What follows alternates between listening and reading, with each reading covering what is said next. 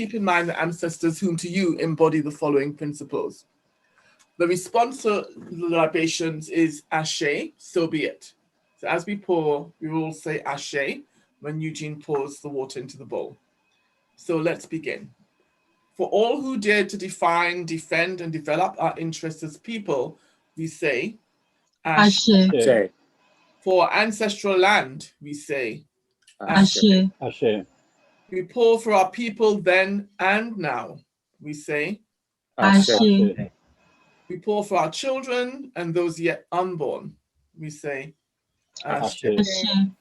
For Kawaida, Nguzo Saba, and Ma'at, we say Ashe. We pour for the systems of views and values which give identity and purpose to our lives, we say Ashe. Ashe. We pour for the new world we struggle to build and for the continuing struggle to reconstruct and reconnect our history and humanity in our own image and words according to our needs. We say Ashe. Ashe. We also ask the ancestors that they drink heartily and quench their thirst. We say Ashe. Ashe. As we complete the libations, I end with Monekasa, which means it is finished, it is done. Ashe. Ashe. Ashe. So how many people finished chapter 8?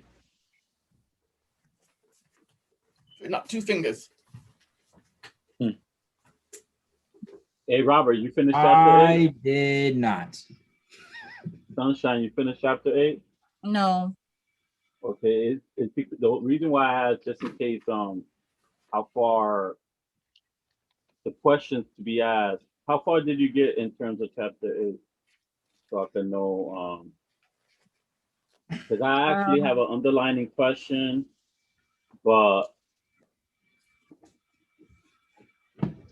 I want to make sure that the question, that you guys can also answer the question if it's not have gone that far.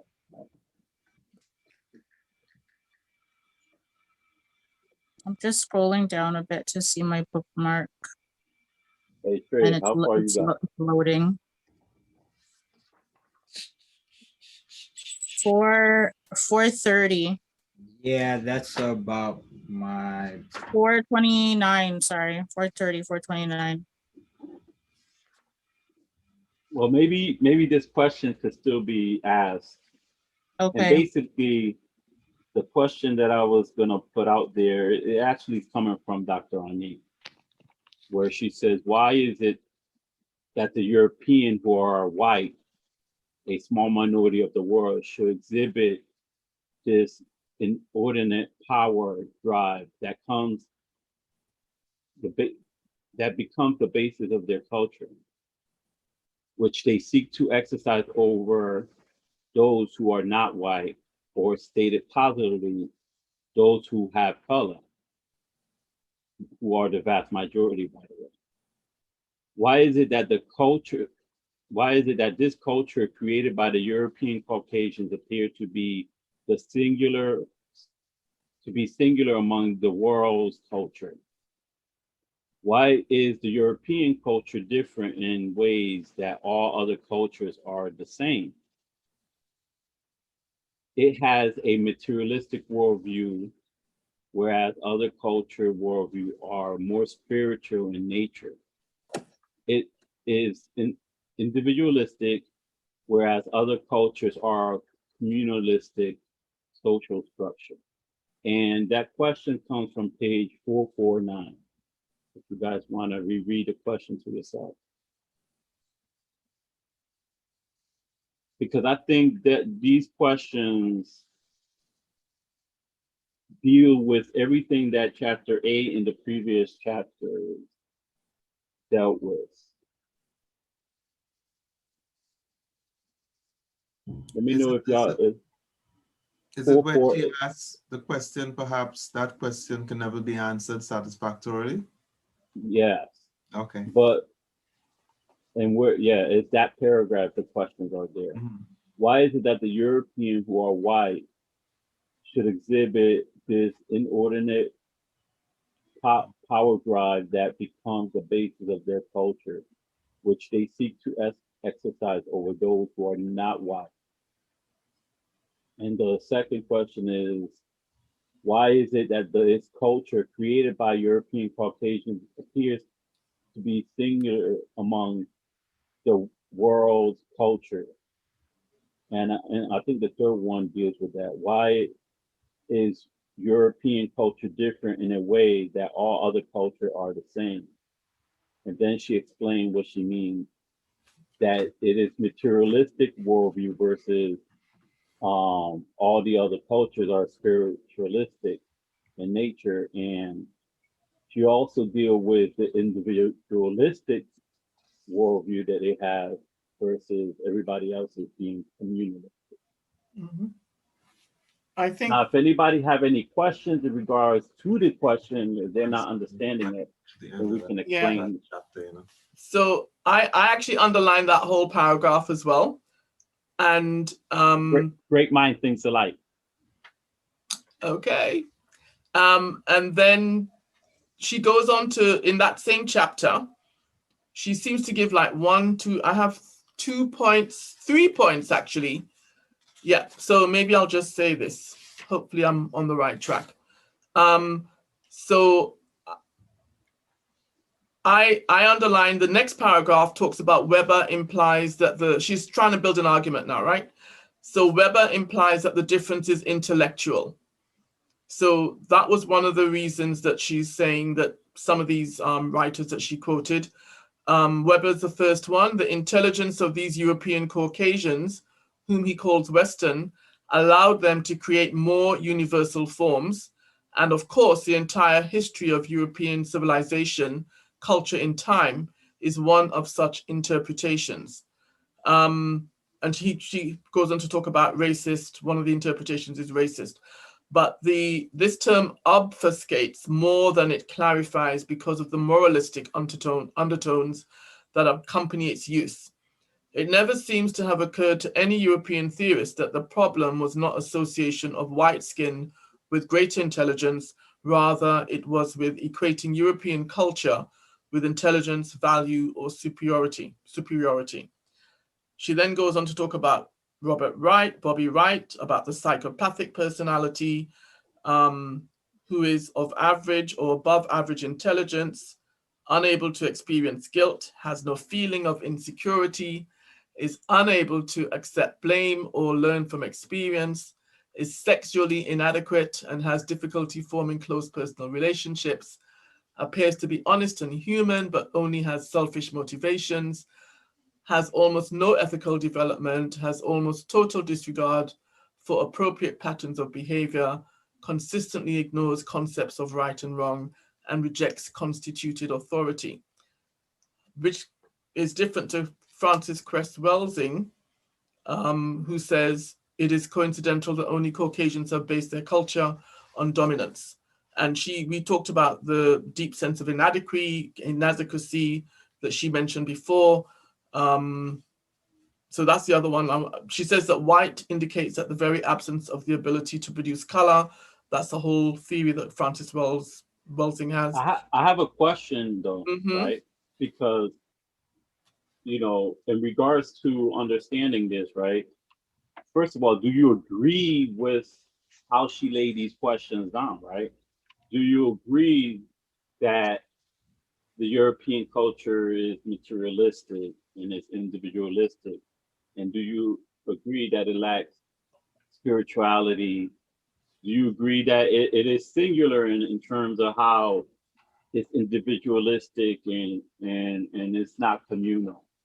Yeah. So those things have to be agreed on, and then also tying it back to the Asili all the way to where we're dealing with this now and how she formed. Mm-hmm. Do everybody agree with how she's laying out this question? And if not, state your case, because we need to have a discussion about it. I mean, I agree. I mean, and I agree because they all about world domination and European power over others, they lack spirit, and it affects us so much because we are spiritual people, and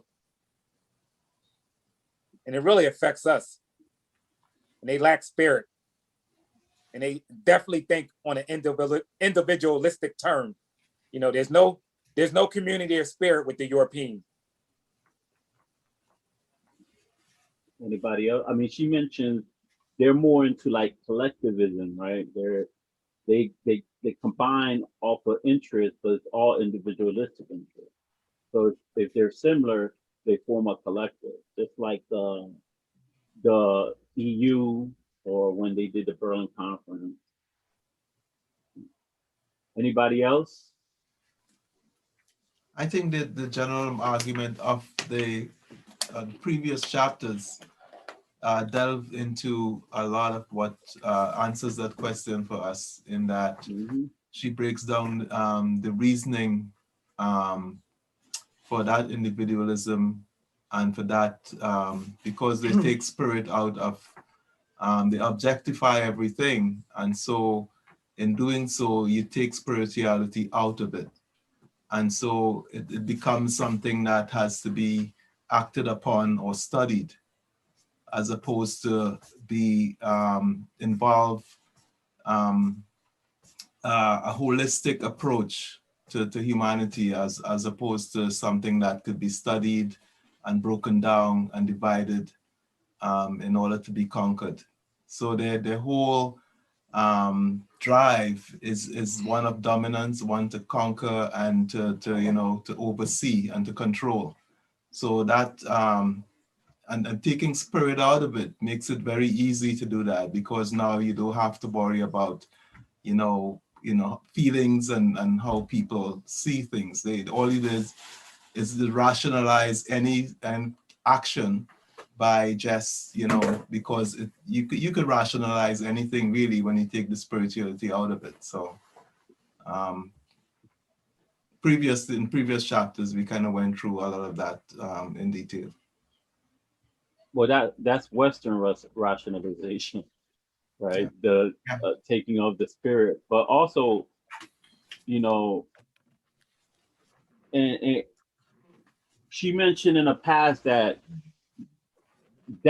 this behavior is a requirement from the Asili, that this type of Asili requires this behavior for them to have this particular culture. And if that was to change, right, then that means the Asili would change. Then they coming from this particular Asili. And in the previous chapter, she mentioned, or maybe in the previous sections that we read of chapter 8, she mentioned that for us to create any type of change, that has to be destroyed. That type of Asili, that seed, that have to be destroyed for anything to be changing. And then we dealt with the ultra-cultural, where how they deal with themselves, among themselves, to maintain this type of culture. Anyone else have a difference of opinion in regards to what she is stating, or have something to add on to what has been said?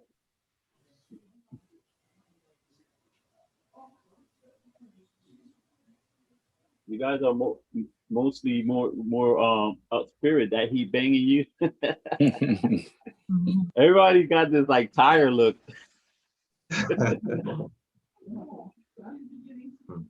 By the way, Yemi, Nikishi actually has an Igbo name. Excuse me? I have a what? No, Igbo name. Oh, Igbo, yes. Yeah. Yeah, well, yeah. Oh, yeah, Yemi is my wife. I was just letting her know. Okay, great. So, do anyone have any questions or want to bring up some point? We're going to open the discussion to any Q&As and.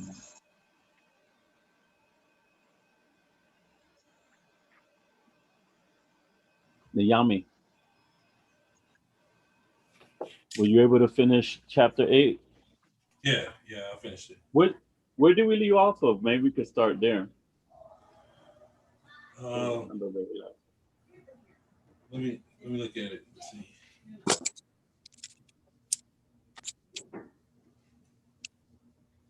Hey, Diyame, were you able to finish chapter 8? What was the question? Yes. Yes. Okay. Yeah, I didn't want to change the conversation where we were right now. No, now we could change it now because nobody has anything else to say in regards to the question of I kind of had. I was more focused like on page 423, where okay.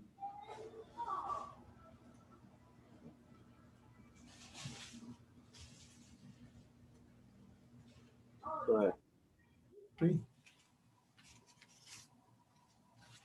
in these pages, she talks about how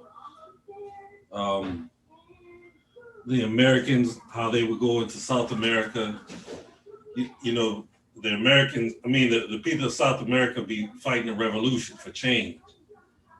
And Americans like the Contras. Some of y'all remember the Contra. And the Americas will set up opposition. And it would be all people from that area, but it would be America behind it. And The United States. Yeah, The the United States. And they will call all this destruction, but nobody see any problem with that. You know, and even the United States don't have a problem of causing violence and destruction, but they will point out the violence and destruction that the South Americans or the Nicaraguans, you know, look at these people, how they act. They will point out how terrible these people are, but never shine that same moral ethic light on themselves. And so even when I was looking at that, I'll just look at what's going on in the inner cities, all the violence that goes on in the inner cities of Black America. It is easy to point out the violence that our young people do or our people do. Even the guy that just killed his cop, it's easy to point that out, but they never have the same ethical mirror on the violence that they cause toward us. Well, the destabilization of those countries in South America is due to the fact that the CIA is over there. Yeah. They just recently did it to Bolivia and they lost, right? They could not topple that government, and the socialist government won over there again. And they've done it to Venezuela. The reason why Honduras, the people from Honduras is coming over here is because of U.S. involvement, trying to take control of resources and all that. And if it is it's a constant thing. It's not a brand new foreign policy. Anybody familiar with the term Banana Republic? Y'all ever wonder where that term came from? I mean, they even have a store named Banana Republic. Anybody know the history of that? They can mention the history just briefly. I'm not sure, but is that like similar to a propped up? Is it similar to a propped up government, like a propped up U.S. government, propped up by the U.S. government? Yes, that part. Yeah. Right. What was happening is, to control the bananas, they were destroying and killing masses of people in South America. And they were setting up these pseudo governments. And it was basically governments run by corporations. I mean, it's still like that now. They're actually making the United States is that now, but they always do the test somewhere else before they put it here. Too many people own guns in the United States for them to not test. So they were killing tons of people, destroying a whole bunch of land to try to get for bananas, for your banana that we eat every day, right? Trying to get that potassium, right? They were just killing people left and right, and not to go so deep into history, this is where the term was developed Banana Republic, meaning it was established by people, corporation, Banana Corporation, right? And that's where that comes from. And it's not a new phenomenon. So just to clarify the Banana Republic, is it just like it's just a leaving the people dependent upon Killing them. It's killing only them. Genocide. bananas? Yeah, just for banana. Committing So genocide, that they could destroying take the farms, bananas and sell them and to be able to grow it. and control them. Banana industry. Control the banana, the whole, Control the bananas. Okay. yeah, the whole bit. Yeah. So this kind of also reminds me of course, this documentary wasn't out when Marimba Ani wrote the book, but Raoul Peck's Exterminate All the Brutes. It's a documentary that's out right now. I don't know if anybody on this Zoom is familiar with it. No, I haven't. What's this called? It's called Exterminate All the Brutes, and the filmmaker is Raoul Peck. He's a Haitian filmmaker. He did I Am Not Your Negro, and he's done a lot of other stuff. But it really shows the genocidal impact of European conquest all over the globe. And it's an excellent, very hard to watch, I will say, very, very hard, very difficult. But rendition of what I think chapter 8 is all about. And I would strongly recommend. I forgot what it's streaming on. I don't know, Netflix, one of those things. I think somebody just put up there. Trace that it at was HBO Max. HBO Right. Max. Okay, yeah, thank you. Exterminate all the brutes. That's what was the mantra, basically, of the European when they came upon societies around the world that were European, that the mantra was exterminate them. It's just exterminate them. I mean, it's just blatant genocide. Well, like Stan, go ahead, Sam. No, I was saying, yeah, and that's what they do. They come in saying they bring it, like Dr. Ani was saying, they come in saying they bringing in progress, when in fact they're coming in to try to bring in their way of life.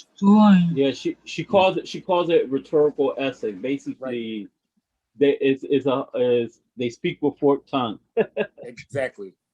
It's hypocritical and not and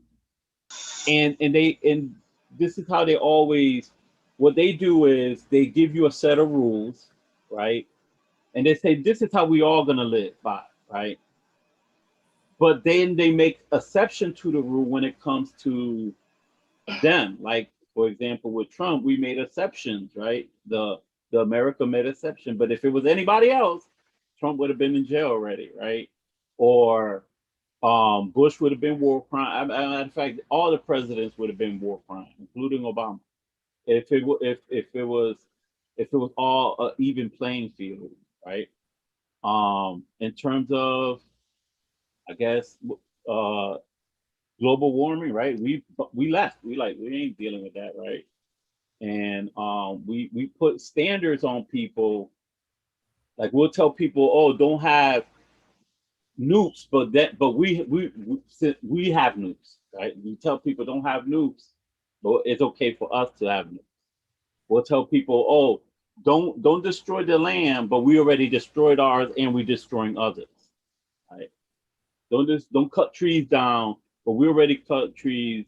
And they tell people don't develop while already we develop. And we're the greatest polluters in the world, the United States, the number one polluter in the world. So they tell people other things, but they don't practice what they preach. They tell you, oh, be good, but they're not good. Don't kill people, but they kill people. We got endless wars, even though it's against our Constitution to go to war with somebody. The Constitution says we must be attacked. Somebody must declare war on us for us to go to war. But they make all types of excuses to get into places. It's They hypocrisy. say under humanities or the Peace Corps, and the Peace Corps is basically how CIA get in their missionary work, basically how the CIA get in there. Yep, the Peace That's that Corps and the double talk. International Agency for Development. That's how that's that double talk. That, and so, you know, and I don't know why, like Africans globally haven't yet caught wind of this, in terms of, even if you are a sellout, you basically are self-interest, but you in political power in African nations, you at least should see how that threatens you. Like, your positioning, the middleman is never in a good position, you know. And public policy ain't gonna help you when that, because they're gonna just go, like, once the country is up and fired, they just be like, it wasn't us. See how they rule themselves, decent. See how, you know, they put all these morals, and they always create a boogeyman. Now UFOs is becoming the new boogeyman.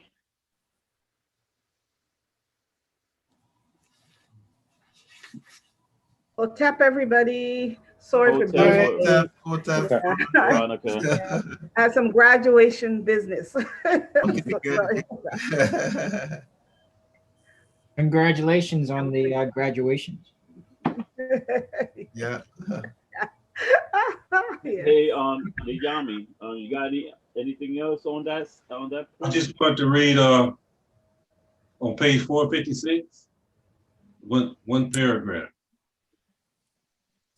It says, and so we have a fascinating, if not totally satisfying, explanation of European behavior. Koval suggests a cause for racist behavior and a reason for the achievement of power, but neither a cause nor a reason for the inordinate desire for power over others. He seems to assume that all human groups desire power, but that the genius of the West is to have discovered the best way of achieving it. Or, put another way, to have been fortunately endowed with white skin. From an African-centered perspective, this explanation is not acceptable, since it embraces the values that are supposedly under criticism. That whole page is actually good. Yeah. Yeah, so I think that breakdown is really, really good, because what she's saying is that they do all of this presupposing that everybody is like that. We all want power and we all want to control people. They just outsmarted everybody else because, you know, they're white and they're smarter than everybody else, and they did it first. And we're mad because we wasn't able to do it. So what she's saying is, we assume, I mean, they're making that assumption. Everybody wants to be like that. Everybody wants to have they manufacture the consent, right? I call it, they manufacture this consent that everybody was like this. They lie about history, right? And then they say, oh, you know, this is just what they'll say, oh, the Homo sapiens killed the Neanderthal without hardly any evidence. I'm like, some of the claims that they make is outrageous from a scientific perspective, but they're also falsifying history, right? When it comes to a lot of these claims, the history doesn't yield that. People weren't committing genocide outside of, all the other cultures weren't committing genocide like they used to do. They weren't they were using this to justify a lot of their actions, just like the concept of the Monroe Doctrine, Manifest Destiny. What's the other ones? There's like even the New Deal with what's the Republicans name? Old school Republicans, Newt Gingrich. That New Deal that they signed. A whole bunch of things is based on this universality. They say they're describing the universe for you. And most of us are accepting that description of the universe, and we're not investigating whether they're lying or not. We're taking it in face value. That's where the assumption comes in, right? So Right. we're not questioning that worldview. So they make everything universal. And it's like I tell people, if you don't tell your kids who they are, somebody else will, to the benefit of that somebody else. And if we don't take responsibility to actually look at this world and not accept everything that is coming from the Wazungas, which are already, you already know they what type of Sealy they have, we have to protect ourselves. And this would allow, understanding the Wazungas allow us to make better decisions, you know, for us and for the future um, grandkids, right? We gotta worry about the grandkids because you could deal with your kids, but your grandkids and your grandkids, you don't have access to that as much, right? And Well, you do by what you do now. You're making that Yeah. difference, right? yeah, Yeah. and I want to bring out a point. There's nothing wrong with having power, like it says here, but having power over somebody else, that's the problem. Why do we desire to have, why do I want to have power over Rob to tell him what to do and what he can't do? I would like to have power and I would like him to have power. And that's a better way to live it, because power just simply means the ability to do, you know, to ability to cause change in my life, the ability Yeah. to produce. We should Yeah. all want power, but this drive to have power over others, that's what I need is stipulated. The others, they you know, they make a living off of having power over others. You know, that's part of their ceiling. And And that's any kind of, and I'm sorry, and any kind of power they try to do or the other Europeans is limited. But when it comes to non-Europeans, it's unlimited. yeah, Yeah. right. Right. And part of it, the book discuss fears, right? Certain fears, genetic annihilation. Also, this is something that is required by the Asili, right? The need for power, and is required for you know, a new people, because they're relatively new in terms of the human population, right? And so, you know, what they're doing, I mean, for the lack of a better word, it's just stupid. It's just destructive. But they're not looking at it like that, right? They don't think it's, they're willing to go to the point of like willing to blow the atmosphere of the planet to launch atom bombs in Japan. They took that 50-50 risk. And I mean, to me, you're crazy to take that level of risk to annihilate the whole planet. And they don't care, you know, they'll destroy, they continue to destroy the planet for the sake of power. It's like a nihilistic culture. It's a death cult, because what it does is brute technology. They don't respect any clean technology. It's all, everything they're doing is brute technology. Why? Because they want to control it. And we could talk about even the policies that exist now in regards to COVID-19 and the vaccine, how they really, how the vaccine only deal with one particular protein, and it's not gonna create herd immunity like that, because it's not like it's not like any other vaccine. All the other vaccine, you get vaccinated and there's a protection in place.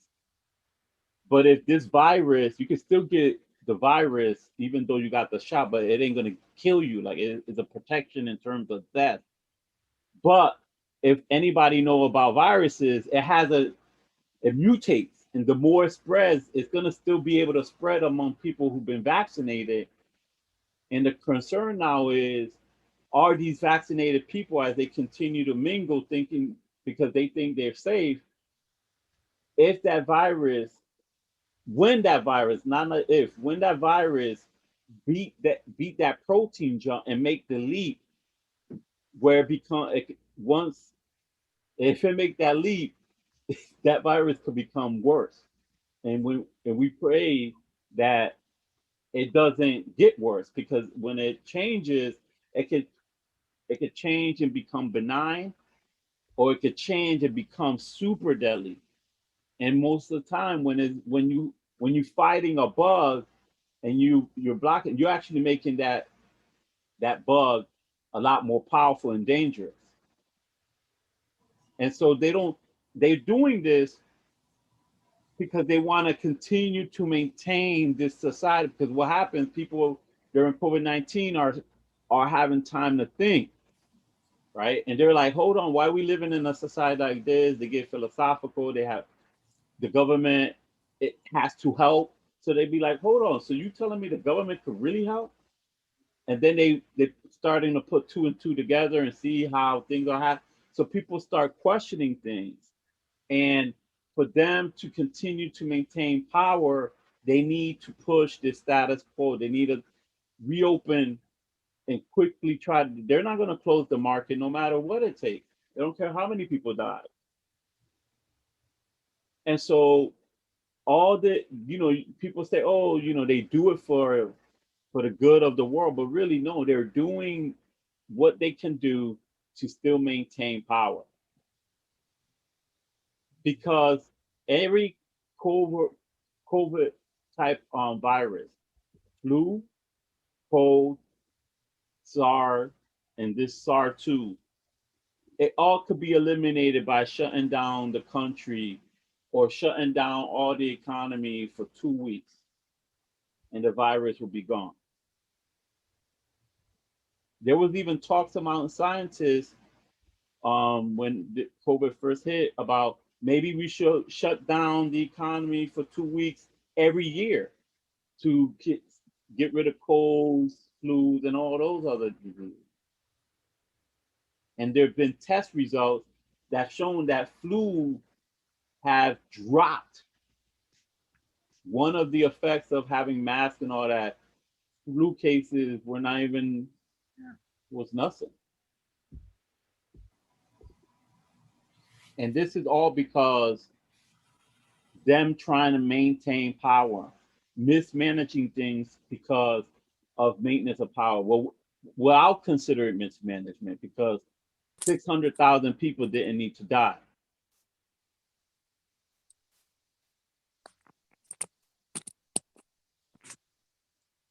Do anybody got anything to add on, or if we could, go to another topic or another question that someone may have? Anybody got a question? No. I heard I don't know. No, that was a nope. Yeah, I just found in this chapter it was a lot of she just tries to break down the different types of theories based on different anthropologists and people who studied human development. Mm-hmm. And she tries to give the different theories and the differences between them and highlight, the ones that make sense and one that's really, it could easily be shut down. So she kind of left it open until the end when she's kind of summarizes the whole thing. So it's a matter of, I think Coble was one, Francis Bradley. Welsing was another, and then she did Bradley's Northern Cradle Theory, where she kind of broke that down as well, to give you a synopsis of all the different theories out there. And then she kind of condensed at the end to see how it affects us all, regardless of what the causes them to be like the way they are. Which is essentially the same question you asked at the beginning. Why are they the way they are towards others? Mhm. And you know, there's a bunch of different theories behind that, but you So know. on page 459, she outlines Bradley's argument, which is that contemporary European Caucasians have evolved specifically from the European Neanderthal and have therefore inherited cultural proclivities that developed as a result of the necessities of Neanderthal adaptation during the glacial period, which affected Europe, the cradle of the Caucasoid race. These Neanderthals were also the first humans to discover time, or put differently, since for Bradley, this discovery is the mark of humanness. Yeah. They are strictly speaking the first humans. It is important for Bradley that Neanderthal passed over the threshold of humanness while surviving the Ice Age. And he goes on to say animals are naturally aggressive with regard to territory, especially males. These first humans extended their animal aggression to the new territory of time, the Chronos complex, therefore developing a competitive, aggressive relationship to their past, which they must outdistance, equaling progress, and to the future, which they must limit. Right? So I always have a problem when they say discover, right? Yeah. yeah. Discovered time. Could somebody Yeah, discover like time? even in his even though I could kind of agree with his analysis, man, sometimes that the Wazunga comes out, right? Yeah. Like they discover time. Yeah. Well, I think isn't it Bradley who says he understands that he is part of the Asili? So some of the terms, I can't remember who it is, but they mentioned something that I don't know if it was him, but they said, you know, he is part of the Asili. He's formed She by the also mentioned Diop. Diop has that a Right. similar theory in terms of the two cradle theory. Yes, yeah. Where he calls it the northern crater and the southern crater. Yeah. Mhm. But he keeps it natural, right? He's just saying the environmental. He ain't making these assumptions like, oh, they were the 1st to discover time. Right, To make that statement, right, is so unscientific, first of all. And I think he's a journalist. I think Michael Bradley is a journalist. So Okay. I'm not taking him that serious. But to make a statement like that, sometimes when we in these discussions outside of the normal use of nomenclature, how we just talk about things, when we doing like a book club or doing an analysis on something, like just trying to explain our opinion, we got to be careful how we use words and how we make assumptions. Mm-hmm. Because Bradley should not have gone there with that discover time and then build on top of that, which is like. But that's his theory is partially based on that, right? So, the whole thing kind of falls apart if you really,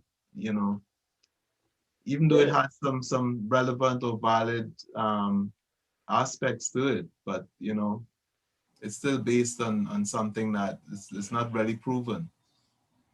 And in this chapter, I think this chapter also helped us to review all the other chapters, because she mentioned Plato, she went all the way back, brought came forward,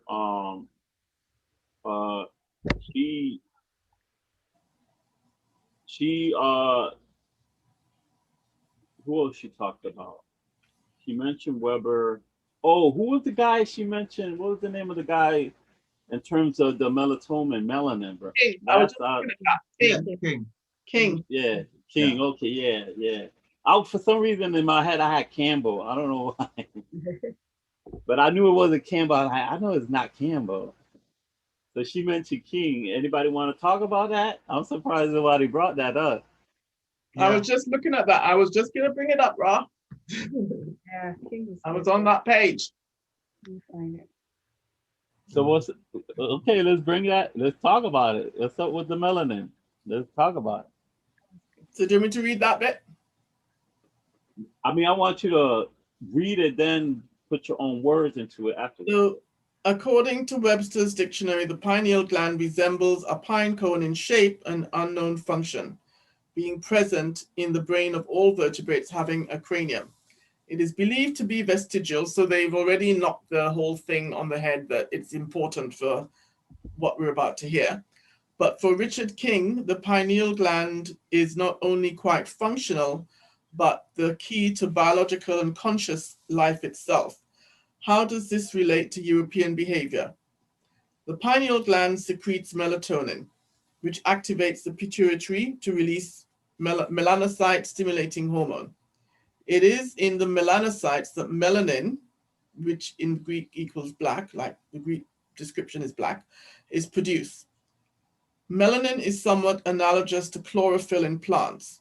While chlorophyll allows photosynthesis to occur, or the transference of the chlorophyll of the sun's energy into food, melanin in animals takes the sun's energy and makes it useful energy for the body. While in growth of plants is directed towards physical sunlight, King contends that the growth of human beings is directed toward higher states of consciousness. This would imply that somehow melanin is related to highly developed states of consciousness or spiritual light. The human form, he says, is attracted toward meaning.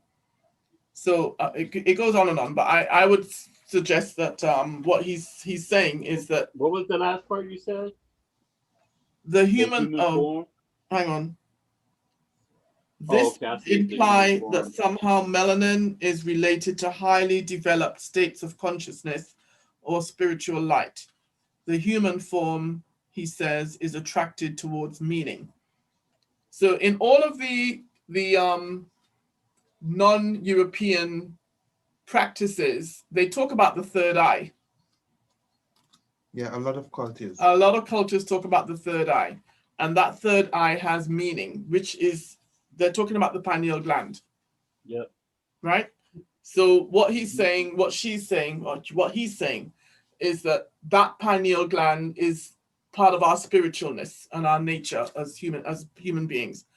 And they already have dissed the fact that the pineal gland has any function whatsoever. Yeah. So why would they then relate it to us having Hold that? on, melatonin? Like they don't. It's connected to melatonin.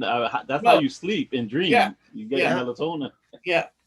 So that's the secret. That's the secret. So Build your pineal gland, people. to not care about the pineal gland is like, how you gonna dream? If you don't dream, you go crazy, right?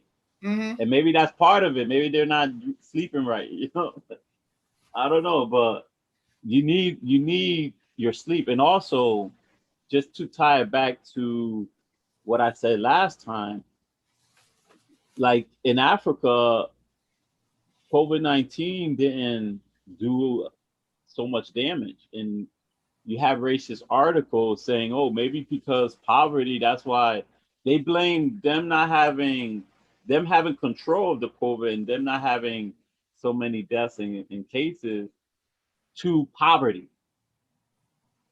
So Africans didn't have the genius. But one of the other things they didn't mention is the importance of vitamin D. Yeah. And that's right? Part of That prevented a lot of them people from getting sick. But one of the interesting things is that it seemed like wherever there was a higher prevalence of white folks, for example, South Africa has the highest rate of COVID-19 on the continent of Africa. So I mean, I don't, it's like proximity to white folks. Is it white folks' lifestyle, or what, versus the traditional African lifestyle? I mean, well, also culturally, and their thing is they don't want to be told what to do, so they probably had this like, oh, I don't care, just like in the South, right? Like how some of these conservative groups were like, I'm not wearing a mask, I don't care about, it's my freedom. And by being individualistic, you're not thinking about the importance of the whole. You're just thinking about yourself, right? And so I can see why in South Africa, with the white South Africans, them having such a high count because of that same individualistic behavior, not having a communal sense of protecting the whole and want to be dictatorial. I think that's where that's coming from. But in terms of for us, we need sunlight, right? This is why it devastated the black community because being in the north, we get less sun versus if we were in the tropics. You know, if we were in Africa, we'll get sun. If we were in the Caribbean, we will get sun. You know, and people they're not getting enough sunlight, so they're not producing. There's a shortage of vitamin D outside of all the other variables that is out there for us. You know, there's weaponize of bad food, the weaponization of lack of access to healthcare, stress, the black tax. You know, deal with that one, the black tax, right? And I remember when I went to Ghana, it was the first time where I really realized that the black tax is a real phenomenon. You know, you intellectually know it, you know you're being oppressed, we talk about it. But when I went over there, it was like I felt freedom. And I was like, you know, I'm not gonna trade my freedom for no washing machine. I'd rather wash clothes and feel relaxed than, you know, have a washing machine and be stressed out because I gotta work for the man.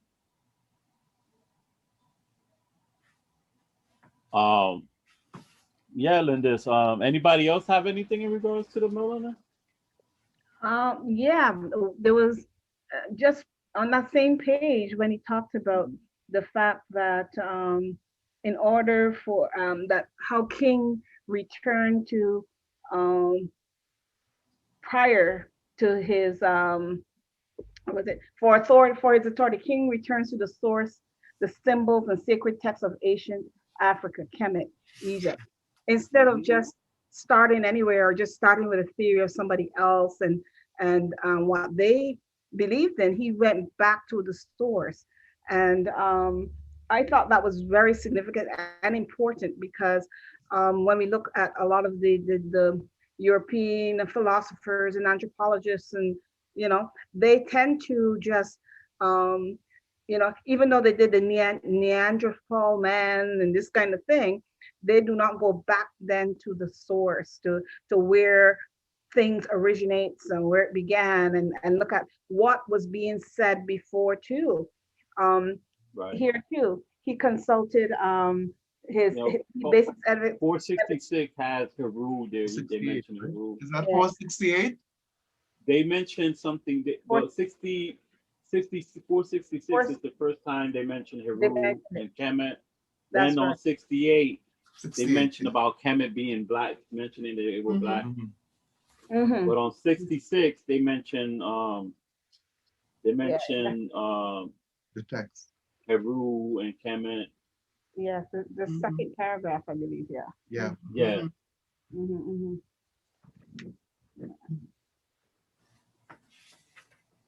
Hey, Veronica, would you want to read that sentence on 66? I mean, that Sure. paragraph? Sure. Okay. So, sense of framework is not limited to Europe, but encompasses the human universe. We must begin thousands of years before Europe or Europeans existed, and we must begin with an African definition of science as spiritually based and holistic. For his authority, King returns to the source, the symbols and sacred texts of ancient Africa, Kemet, Egypt. Here he finds evidence of the scientific study of human consciousness. King's theory fixes on the pineal gland, which, though ignored by Western medicine, he says was known to those ancient Africans as the eye of Heru, placed in the middle of the forehead, indicating the substantia nigra, Yeah. nigra, okay, Mhm. or black substance of the middle brain. This, he says, they knew to be the key to inner vision, or the door to the collective unconscious, perhaps closest to what we now call intuition.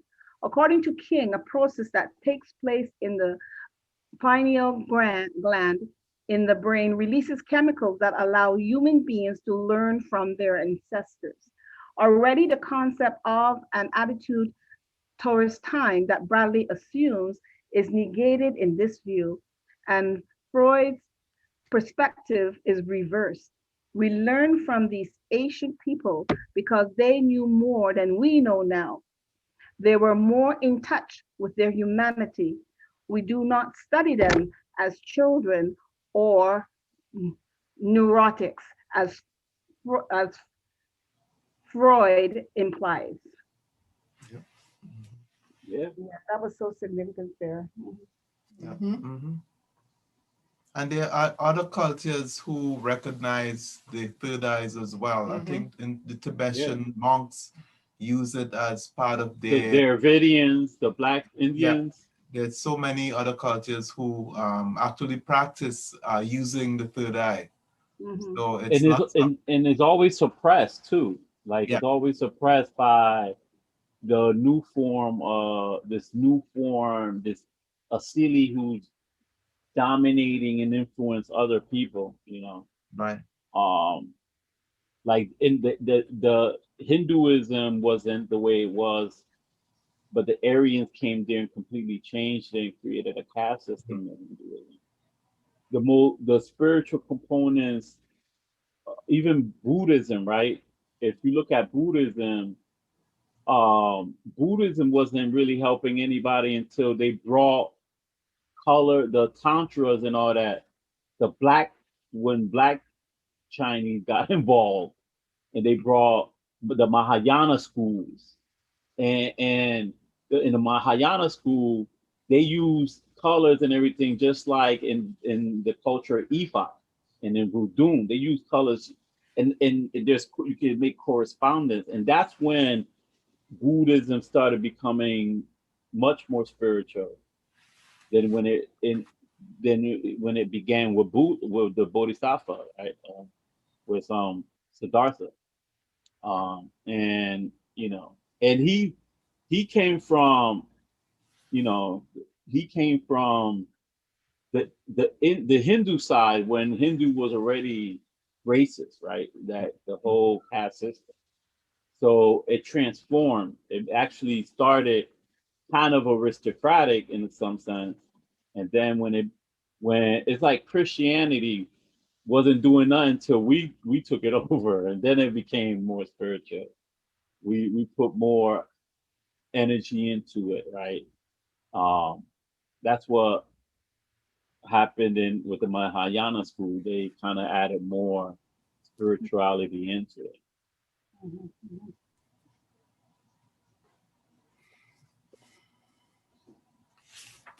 Let's see.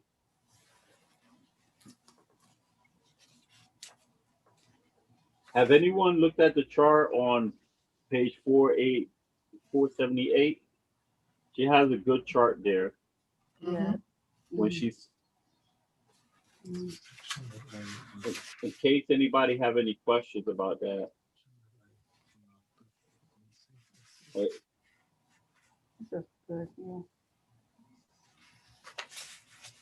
Put EV on it. Because she mentioned, I know Christianity and probably ideal progress. In case anybody have any question about evolutionism, scientism, and let me say white supremacy, because a lot of people don't understand what white supremacy is. A matter of fact, that's a good question. What is white supremacy? Matter of fact, let everybody answer this question. We'll start with Sam. Hey, Sam, what's white supremacy? I'll say white supremacy is the belief that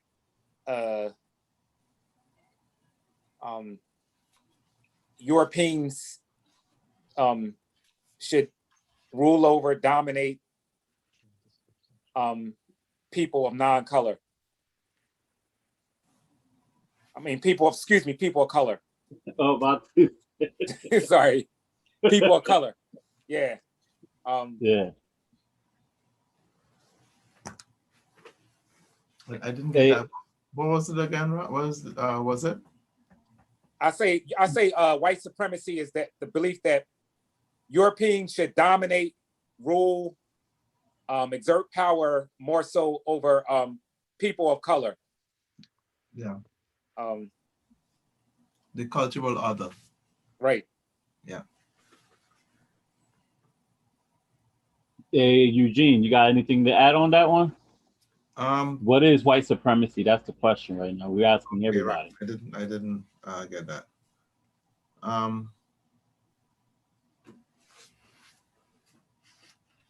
logic of supremacy and destruction. Well, it's a general question because I looked at it. I looked at the book, and you know, I saw the white supremacy, but I wanted to ask in general, what is white supremacy? You know, multiple people have different understanding of that. So I think it's essentially the belief that one race is above another, really, you know, and they in that sense they are able to control whatever the other races do. Like they are at the top of the rung, the top of the ladder, and everything else in terms of cultures is below them, and that gives them the authority to, you know, take over, to dominate, to control whatever is beneath them. It's a way of thinking, really.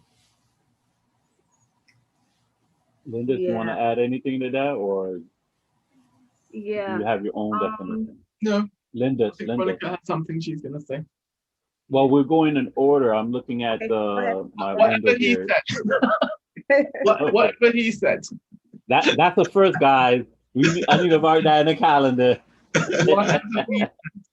So we'll move on to Veronica. I was just going to add a little to what to what Eugene said, and I think it is the belief too that no one can be like you, and you have a job to actually be in charge of, in control of, to determine the lives of others. And no matter what the others do, they could never, ever become you. And so you are the one that was definitely created to rule and to dictate what anyone else will do. Any other people, any other culture. That's what I would say. It is more like the nature of it. Rob?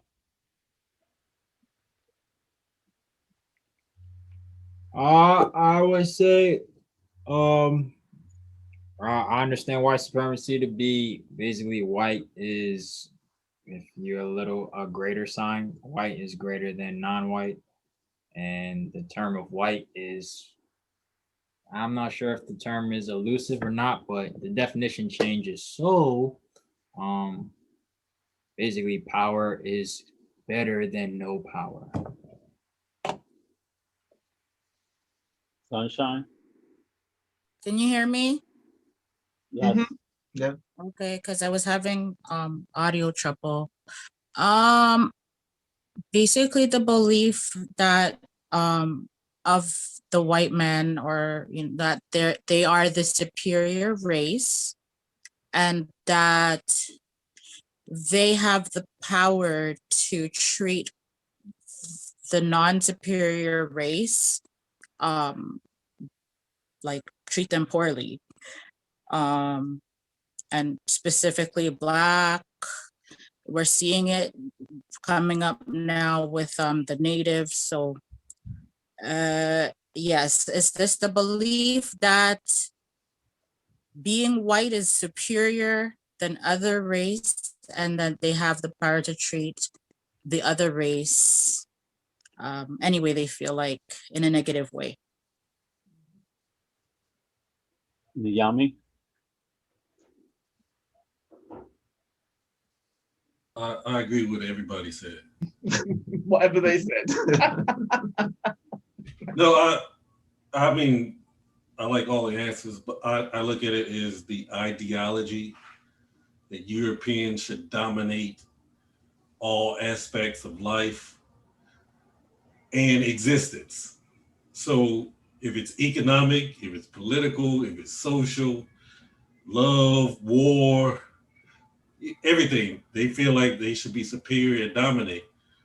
But even just existence itself, they should control the ecosystem, the weather patterns. They feel like they should dominate all aspects of existence.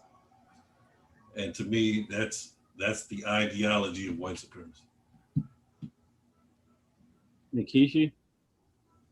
Well, I agree. I mean, everybody has really kind of said it all. I would just add a little flavor of Francis Cress Welsing, Neely Fuller. White supremacy is like a psychogenetic, universally operating system of rule and domination in which most of or the effective majority of the world's population, of the world's white population, participate. The false belief that white people are superior to others and must therefore dominate other races. I mean, I think everybody's kind of saying the same thing. No, they're not, but. No, okay, well. Yemi?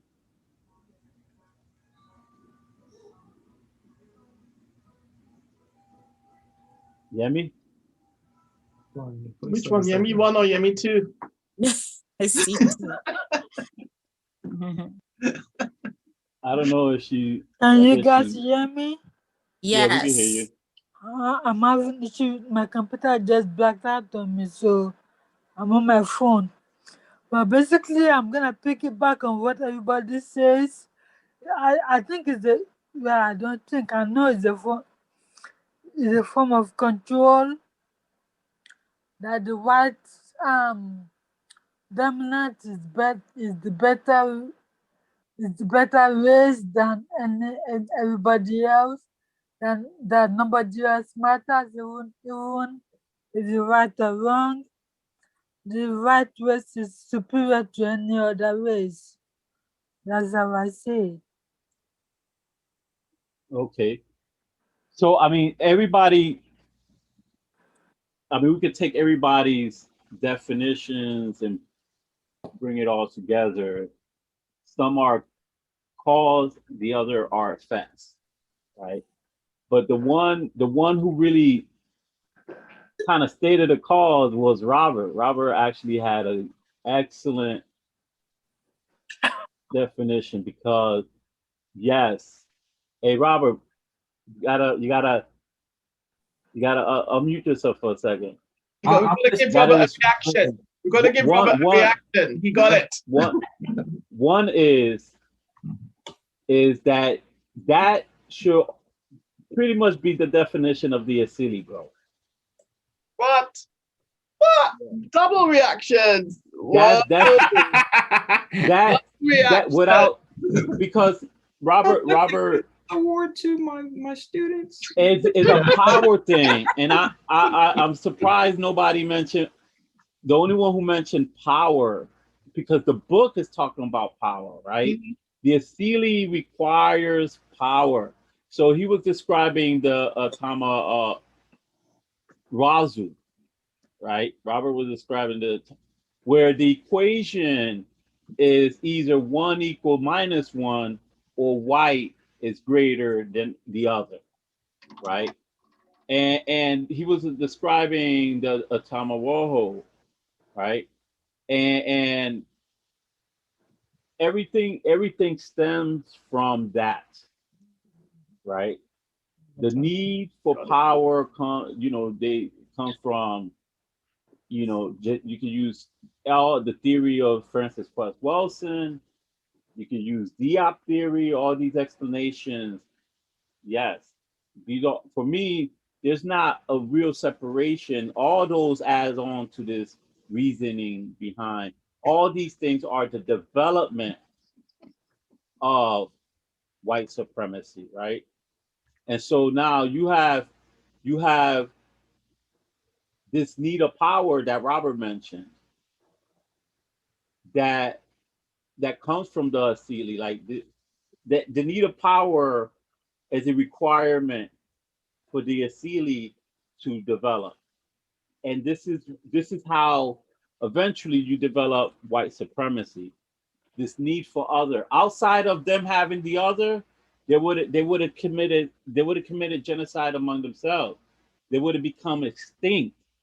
So for the very fact that they have to come after us, because if not, they will become extinct. Is a way to survive. And I must add that black folks are white supremacists. They really part of this. They gear. There's a lot of us, who are supporting the system openly, willingly. Some people view that white. I mean, there's a. I was watching this interview where this pastor is saying July is White History Month. Yeah, anybody saw that? Say that again. Yeah, What? there's a Jesse, I think his name is Pastor Jesse something. I forget his last name. Oh no, you talking about Jesse Lee Peterson? I know it's Jesse. He's the old man Jesse talking Lee. about celebrating White History Month. Yeah, he's horrible. He's gone. He called Trump the Great White Hope.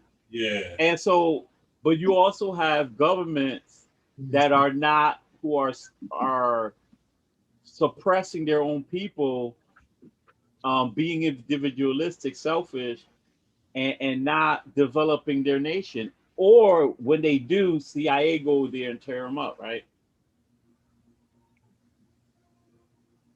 So I mean, everybody added on to what white supremacy is on. But in the case of the cause, I think Robert hit it dead on the money, where power is the cause, the need for power. He didn't say the need for power, but I understood the greater than thing. And all this derives from that need for power. The way they think, the hypocrisy of morality, I mean, you name it, everything derives from that. The lying in science. I mean, this is affecting every aspect of our lives. It is affecting science, farming, like everything, food, like you name it. There's a white supremacy germ in there somewhere.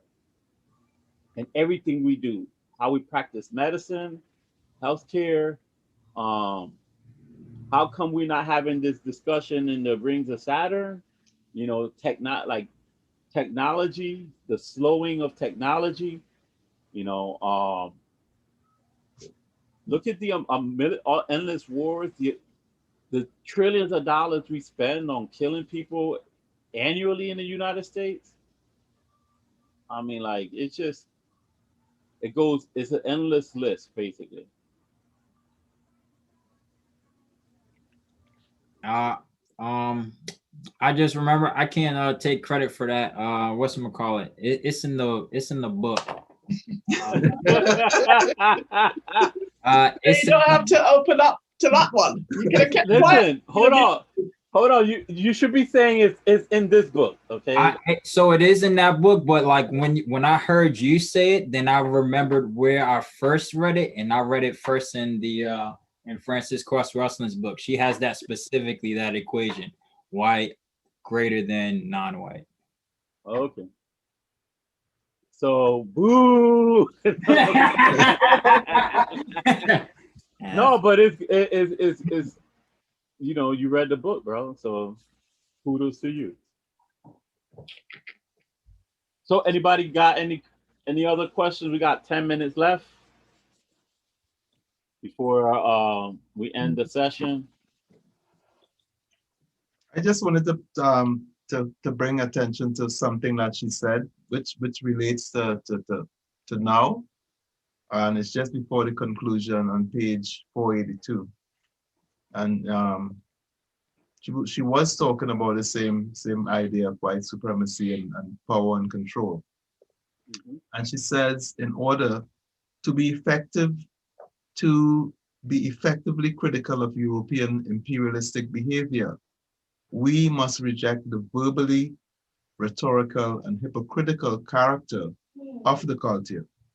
This implies a serious exploration of the behavioral implications, that is, concrete and existential, of the particular uses of ontological and epistemological assumptions that one tacitly accepts by successful, and when she says successful, it's in quotation because she's referring to their version of successful. Did you start it in the middle of the paragraph or on top? The second paragraph. I Okay. started from The fifth line down, the end of the fifth line too.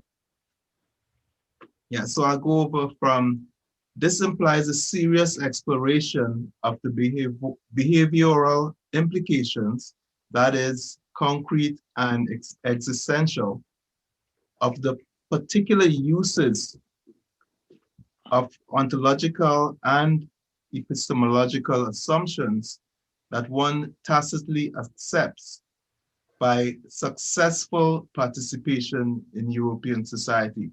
And the successful there is, I think, really critical that is underlined, because I think we all participate in the whole system that's set up for us.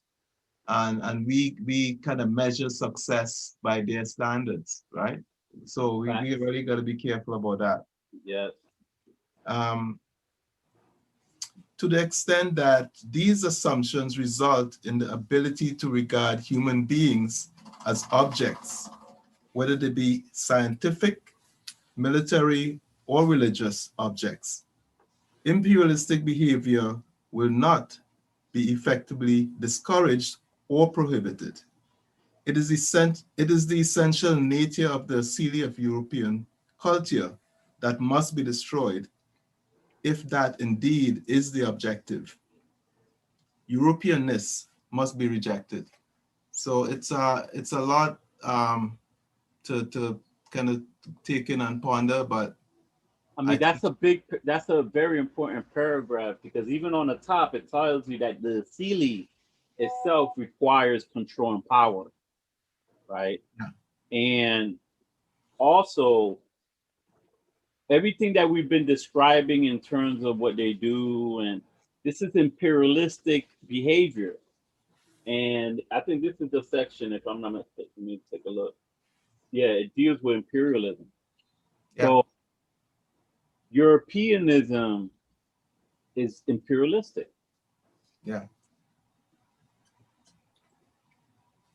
Yeah, but I think what's really important in that little paragraph is the fact that we measure ourselves by their standards. Yes. And, you know, as a result, we kind of participate in the and perpetuating the whole thing, you know. So it's we hold their worldview. What we think is best is what they think is best. Yeah. We're educated in their schools. We don't look at our own selves in the light of our, you know, everything that we'll buy Gucci instead of buying somebody else's brand. Like all these things we do, and we tend. It goes back to that chart, the second chart with the arrow pointing up. We continue to give them power. We surrender our power because of the inferiority complex, where we even afraid to talk like this in front of white folks. We'll hide. Oh, it's just psychologically. Yeah. Repeat that again, Yemi. Psychologically. Yeah. I do not. Hey, Eugene, you was talking about the conclusion previously before. Yeah, You that's got anything to that's add? just You before the can conclude. conclusion of the chapter that she ends the chapter on. What's that? Did you have something in terms of the conclusion? I know you mentioned it before, No, I said and then you mentioned again. just before she got to the conclusion. That's what I said. Oh, okay. So anybody, we got 4 minutes left. Anybody got anything to say?